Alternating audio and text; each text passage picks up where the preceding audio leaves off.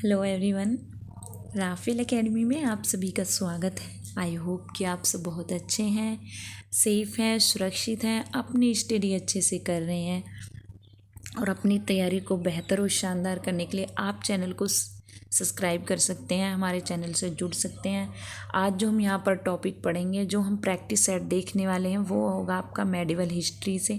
ठीक है, कुछ टॉपिक आपके इसमें मॉडर्न हिस्ट्री से भी रिलेटेड है, मॉडर्न हिस्ट्री का भी देखेंगे। ठीक है, चलिए फिर टाइम वेस्ट नहीं करते हैं और अपना सीधा आते हैं अपने क्वेश्चन पर कि पहला क्वेश्चन हमारा क्या कहता है। पहला क्वेश्चन है हमारा चंपारण सत्याग्रह। मॉडर्न हिस्ट्री से क्वेश्चन पूछा गया आपसे। ठीक है, चंपारण सत्याग्रह सबसे पहले शुरू किया गया था, लेकिन सत्याग्रह शब्द का प्रयोग पहली बार निम्नलिखित में से किस में किया गया था। आपको ध्यान देना है। ठीक है, पूरा चंपारण सत्याग्रह के बारे में तो वो कह ही रहा है कि चंपारण सत्याग्रह सबसे पहले शुरू किया गया था, ये बात आप और हम अच्छे से जानते हैं। लेकिन सत्याग्रह जो शब्द है, हमें यहाँ पे ध्यान देना, सत्याग्रह शब्द का प्रयोग पहली बार निम्नलिखित में से किस में किया गया था। तो बताइए, रॉलेट विरोधी आंदोलन में किया गया था, या फिर साइमन कमीशन के खिलाफ आंदोलन में किया गया था, 1919 के अमृतसर नरसंहार में किया गया था, या असहयोग आंदोलन में किया गया था। सबसे पहले बताइए।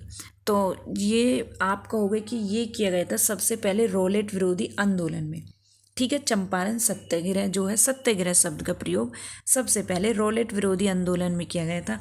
अगर मैं बात करूं कि चंपारण सत्याग्रह जब गांधी जी दक्षिण अफ्रीका से भारत लौटते हैं तो 1915 में, ठीक है, 1915 में वो भारत आते हैं, तो वहाँ पर वो सब इधर उधर सब चीज़ें ऐसे ही देखते हैं। ठीक है, तो उसमें हम देखते हैं भारत लौटते हैं गांधी जी दक्षिण अफ्रीका से।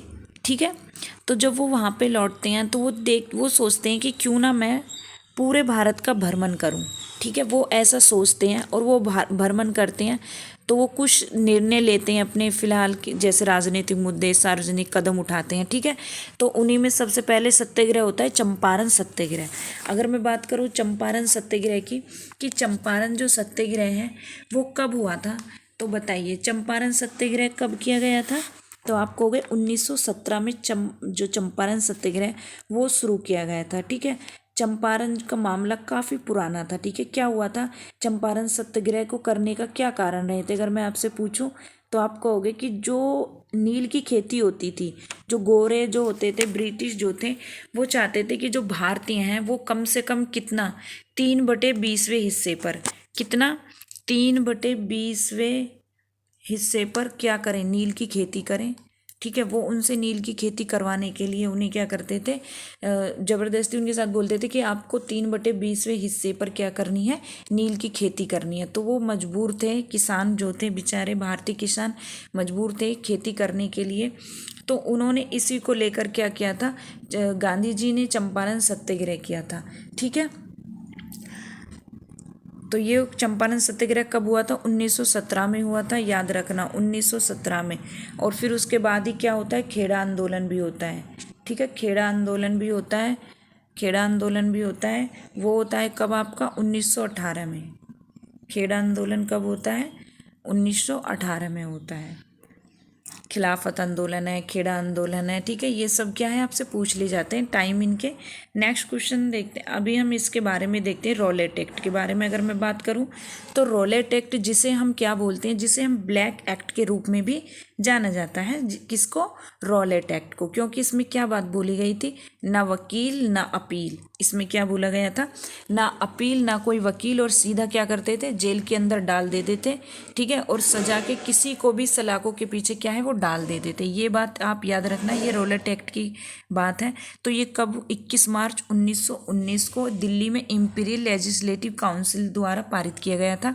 इसने क्या किया था, इसने सरकार को अदालती कानून में मुकदमे और सजा के बिना किसी को भी सलाखों के पीछे डालने का अधिकार दिया था। इसने मूल रूप से बंदी प्रत्यक्षीकरण के अधिकार को निलंबित कर दिया था।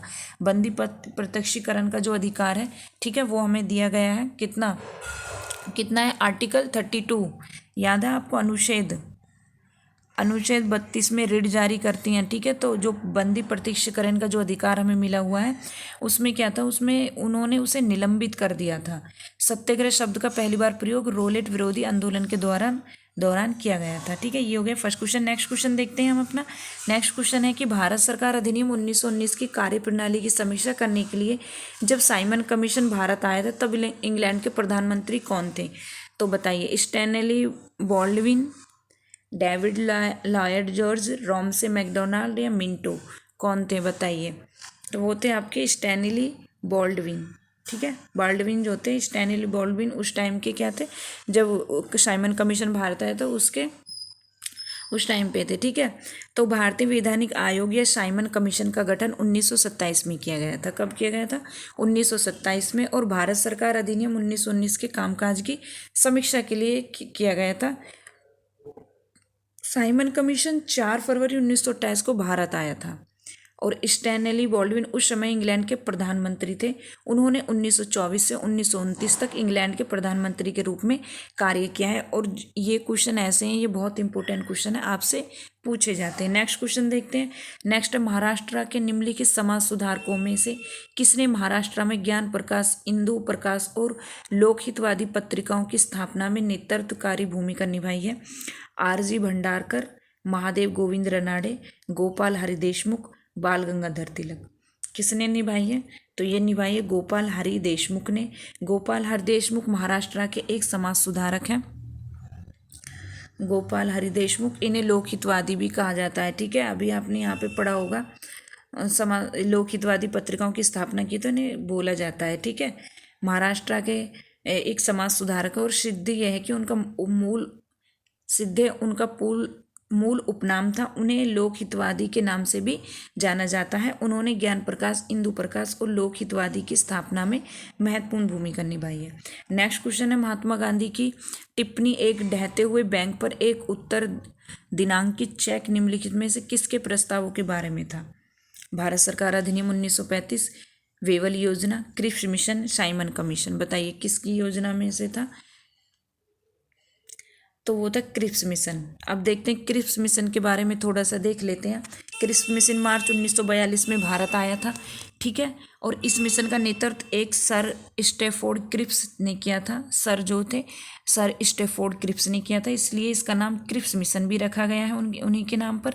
मिशन को राष्ट्रवादी कांग्रेस के नेताओं के साथ एक समझौते पर क्या है, बातचीत करने के लिए भेजा गया था। मिशन ने भारत को ब्रिटिश युद्ध के प्रयासों के प्रति क्या निष्ठा रखने के लिए भी कहा है। और द्वितीय विश्व युद्ध की समाप्ति के बाद चुनाव और पूर्ण स्वशासन या डेमोनियन स्थिति का वादा किया है। गांधी जी ने प्रस्ताव को एक ढहते हुए बैंक पर पोस्ट डेटेड चेक के रूप में भी टिप्पणी की थी। इसके बारे में ही, क्रिप्स मिशन के बारे में ही पोस्ट डेटेड चेक को बोला गया है। ठीक है, याद रखना। नेक्स्ट देखते हैं, निम्नलिखित घटनाओं को उनके सही कालानुक्रम में व्यवस्थित करें। अगस्त offer, Cripps India mission, Bombay विद्रोह, भारत छोड़ो आंदोलन। अब आपको इन सभी को इनकी घटनाओं के आधार पर कालानुक्रम में सही लगाना है। तो लगाइए, फिर बताइए क्या होगा, कौन सा होगा? ए होगा, बी होगा, सी होगा, डी होगा? बताइए कौन सा होगा? तो वो होगा आपका बी, 1, 2, 4। अगस्त प्रस्ताव कब आया था? अगस्त प्रस्ताव 1940 में, क्रिप्स मिशन 1942 मार्च में, भारत छोड़ो आंदोलन 1942 अगस्त में। ये पता है आपको टाइम, तो हमें एक डेट तो अपनी याद रखनी होती है, लेकिन कौन से मंथ में आया तो वो भी हमें याद रखना होता है, मार्च अगस्त, वरना फिर हम कंफ्यूज हो जाते हैं। ठीक है, ऐसे तो बहुत से ऐसे हैं जो मिशन है या फिर आंदोलन है जिनकी डेट तो एक है, लेकिन जो मंथ्स होते हैं, मंथ्स में थोड़ा सा आगे पीछे हैं, तो मंथ्स भी हमें याद रखना है। बम्बई विद्रोह आंदोलन 1946, तो इसलिए कौन सा हो जाएगा? 1, 2, 4, 3। नेक्स्ट देखते हैं।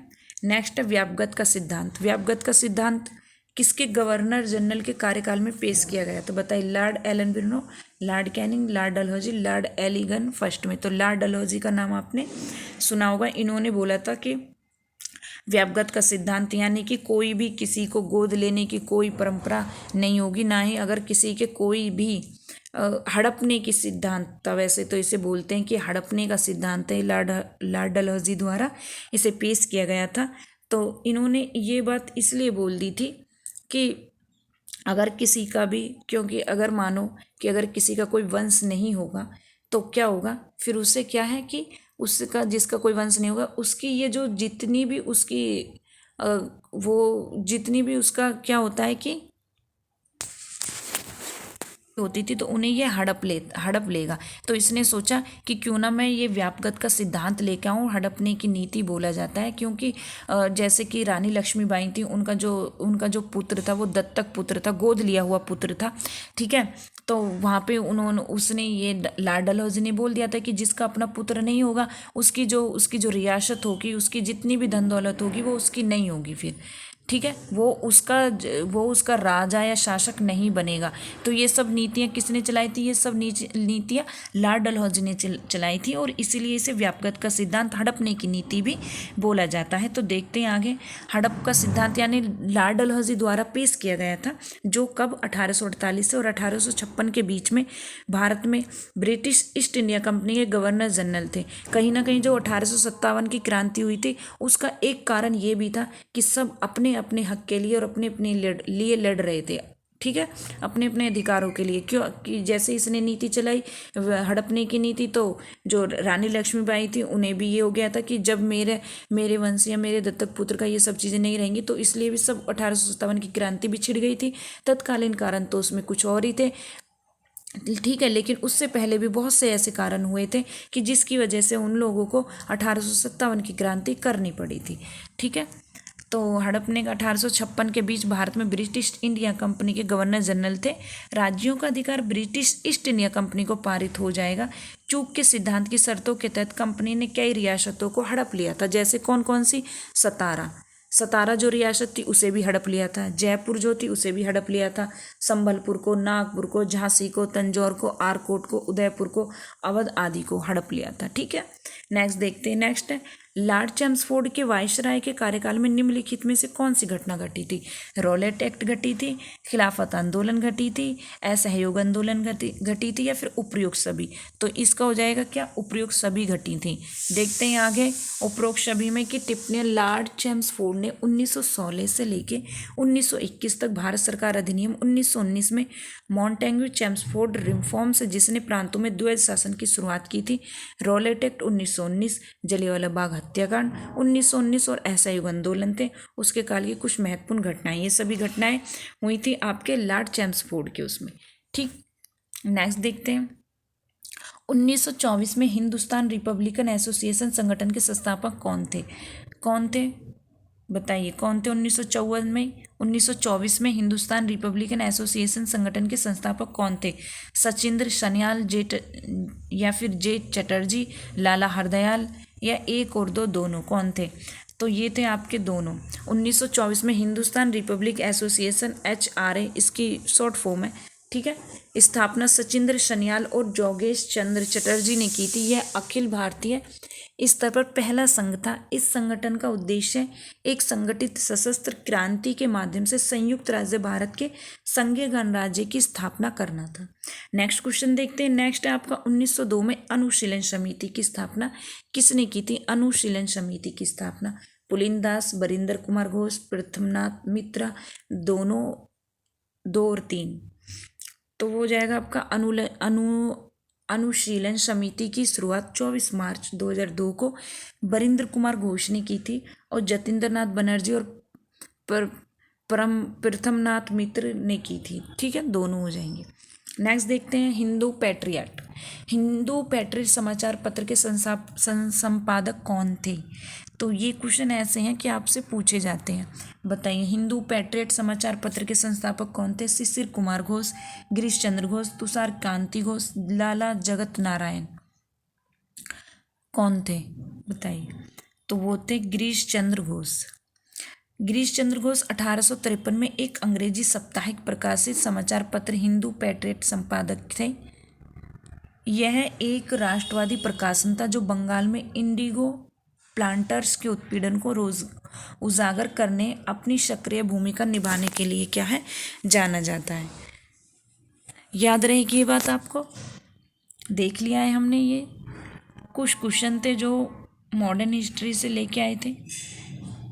चलिए फिर वीडियो को करते हैं यहीं पे ख़त्म। मिलते हैं नेक्स्ट वीडियो में। Thank you so much.